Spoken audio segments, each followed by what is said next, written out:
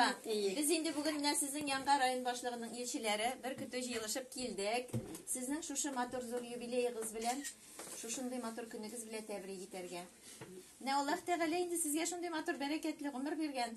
Берсеннән берсе уңган булган балаларыгызның куанычын, рәхәтен күреп, шушы матур тормышларда бүгенгә кадәр яшәргә насыйп иткән. Шуңа инде без инде сезгә зур хөрмәт, зур ихтирам белән сезнең чорда укытучы булып, әле югары белем алып, укып, шушылай иттереп эшләгән кешеләр, алар бит инде бөтен авылның йөзек кашы. Аларга инде бөтен кеше Аллаһ Тәгаләгә караган кебек үк дип әйтмим инде, мин анысы дөрес түгел.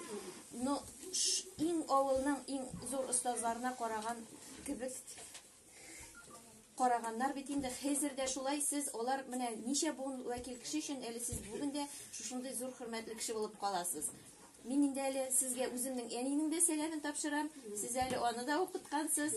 Шуңа инде мин Әскәп Ямалларның, Нәҗипләрнең, Саһидәләр буыннарыннан сезгә шушындый зур тәбрикләүләрен, сәламнәрен җиткерәм аларында. Сезгә инде мин күпме бирсәм, Нәхәй Тәгалә шул гомерне рәхәттә узарга насыйп булсын дип әйтәм. Аллаһ Тәгаләнең ике рәхәтен, ике хөрмәтен дә күрергә язсын. Балаларыгызның шушы сезгә уңышлары, матур хәбәрләре үзегезнең шушы яшәгән тормыш юлыгызда үрнәк булып яшәгән өчен зурлау булсын инде.